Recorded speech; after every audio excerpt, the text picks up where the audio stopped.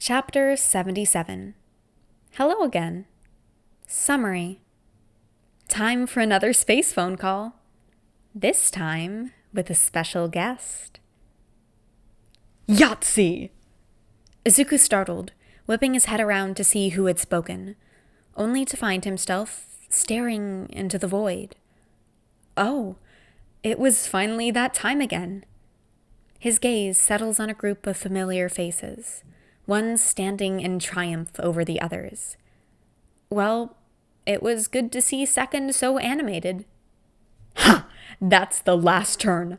I won, the ghost says, leaning down into Yoichi's face. His uncle glares. You only won because this stupid game is hardly a game.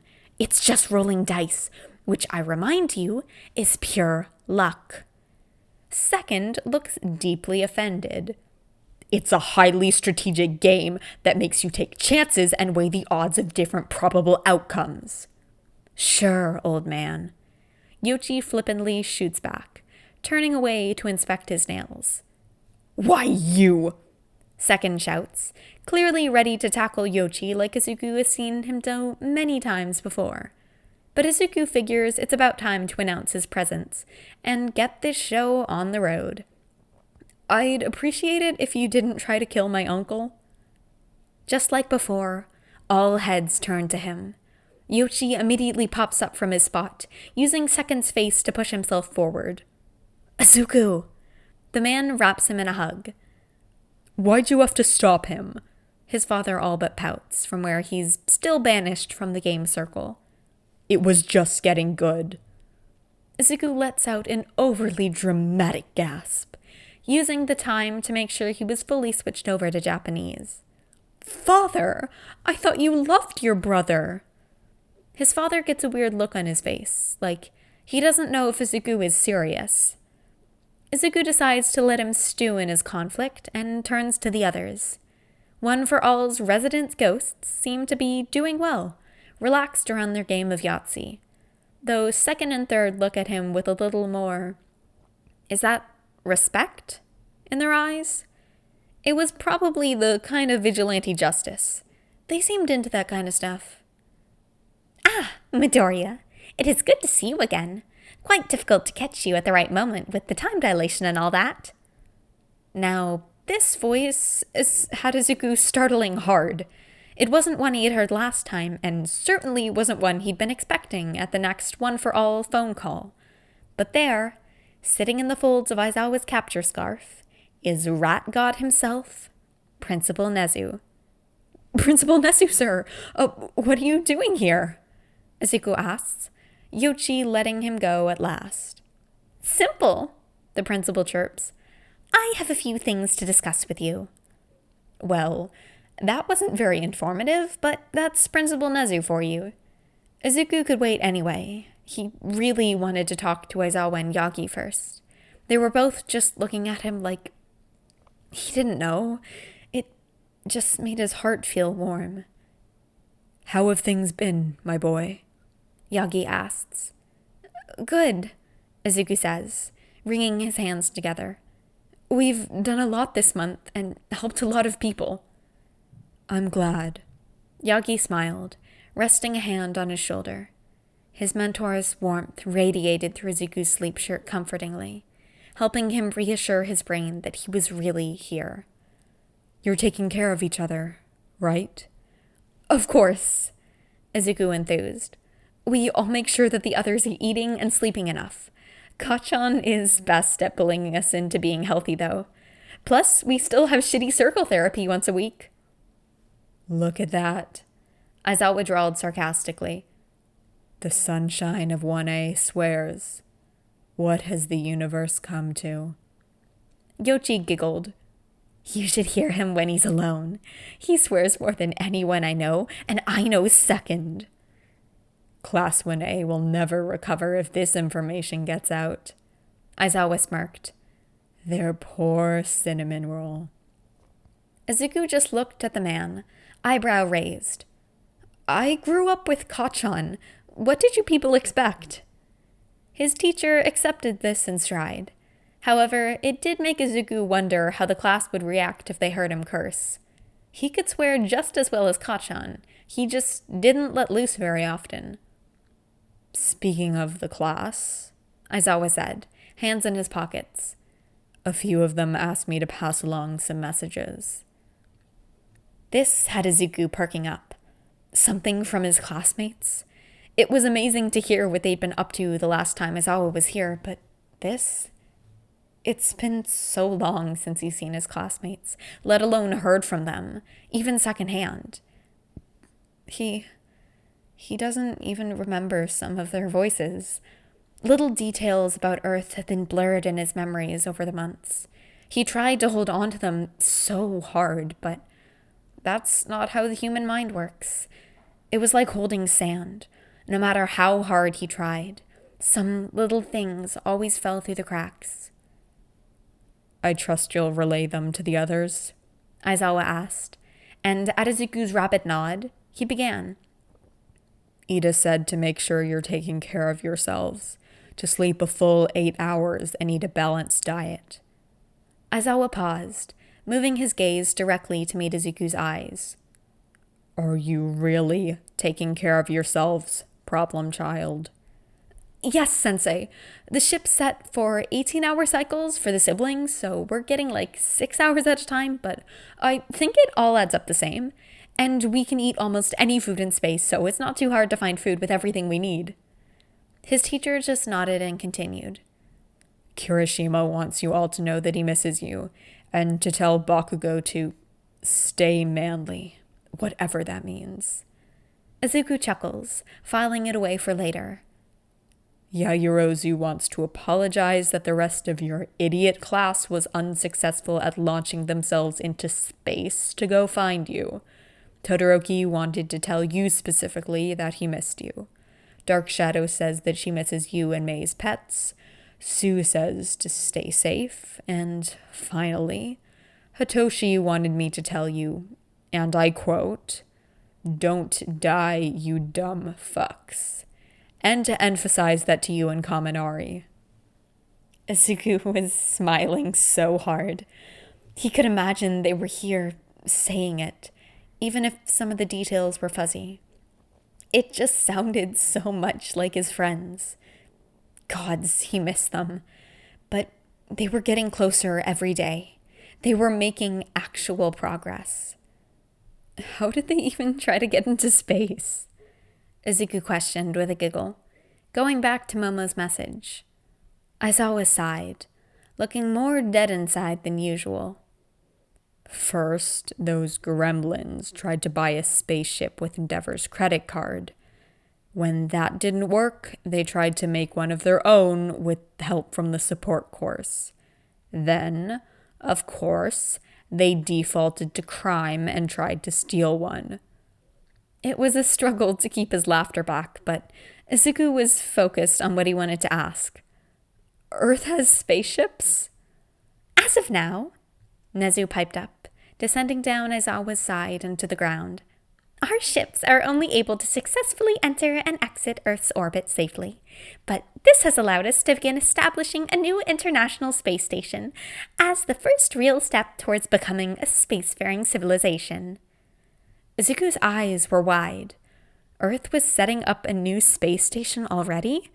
Development in anything non-Quark related had really stagnated since the Quark Wars, so he hadn't thought Earth would move so quickly. "How are things moving so fast?" Izuku questioned. Aizawa extended a thumb in Nezu's direction.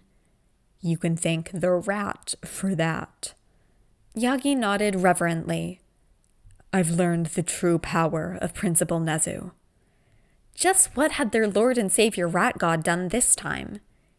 "It was nothing much," Nezu waved off. "All I did was convince the world leaders that, as you said last time, Earth was under no immediate threat of invasion, then indirectly pushed most of the world leaders." Yagi mumbled something about America space lasers, "to shift their focus to developing space travel technology." "Yeah," Aizawa whispered under his breath, sarcasm dripping with every word. "Nothing much." That's amazing, Izuku enthused. The rat's powers of behind-the-scenes manipulation were truly impressive. Maybe he would have some tips for their branding. He is a god, after all. I would say that the last few months have included some of the achievements I am most proud of, Nezu preened. In addition to changing the UA curriculum to include new space-oriented courses, I am also on the panel creating the new laws we will need once we get truly into space. It has been absolutely terrifying to watch. Yagi shuddered. I'm just glad Nezu is on our side. Nezu laughed. There are no sides, just progress. One step closer to you taking over the world, Aizawa huffed. Izuku giggled at the aghast look on his father's face. Hey, All for One protested. Taking over the world is my thing. Yoshi patted the man on the back. There, he mocked. It's okay to suck. Izuku was half tempted to join in his uncle, but there was more important things to do with their limited chat time. Despite the shine of mirth in Nezu's eyes, it seemed he was in agreement. On to the first reason I am here, the mammal begins, turning to Izuku, who did his best to tune out the bickering behind him. As you have more experience with advanced space travel technology than anyone on Earth, I'd ask you to share everything you can that may help in our endeavors. Aizawa tilted his head, hands in his pocket. It's fine if you don't know much, kid. We don't expect you to know the inner workings of a spaceship, but anything could help. An excitement shimmered in Izuku's eyes. I do know most of the mechanical workings of our ship, and it's one of the later models. I'm not as good with specific machines like the engine or gravity generator, but I know enough to repair them if they break. Yagi and Aizawa looked shocked at this. Izuku's eyebrows scrunched. Didn't I mention how I helped rebuild most of the ship? Nezu let out a chittering laugh, while his father shouted, That's my boy! Before Kyuchi recaptured him in a headlock, tackling him to the ground. Izuku blushed as the other two adults continued to look at Izuku in shock. He's really good, Nana added. For the most part, the ghosts kept to themselves during these limited conversations. They could talk to Izuku as much as they wanted on any other night, so they let him have this time with the Earth adults. He really appreciated it. But one thing they could not keep to themselves about seemed to be bragging. About him. Blood flushed to his cheeks in preparation for the ghost's gushing as Banjo saddled over. Really good doesn't even cover it. He and the other two tech gremlins built that thing from practically scraps. He's already filled out most of a notebook with invention ideas, N added.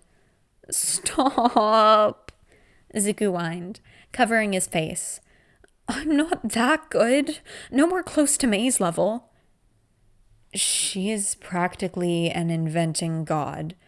No one is comparable to her, Hokage pointed out. The ghosts nodded their heads sagely in agreement. Well, looks like Mei's already got her branding down with 100% of the ghost population. About those ship details, Nezu said, steering the conversation back on track. I do have to say, that's all quite fascinating, Nezu said with a feral grin on his face. I'm sure Powerloader and his students will find this most helpful. I'm glad, Izuku smiled, his cheeks still a little red from all the times Aizawa had to redirect him when he went into a tangent. But he got it all out in the end. Certainly not everything there was to know about space technology, but enough basics that the people of Earth should have a great starting point. Is that all you need? He added, wanting to make sure that this was worth the time it must have taken at Nezu's no doubt busy schedule. Practically running the new space movement from the shadows must have been a lot of work. As if reading his mind, Nezu said, This was well worth my time. What you have shared will be invaluable. Now it's my turn to share something with you. Izuku had no idea what information the principal could want to tell him in particular. Aizawa had shared about his class, and he couldn't really think of anything else here the others would need. Maybe sharing about their parents? He definitely missed his mom, and he knew most of the others had family they missed.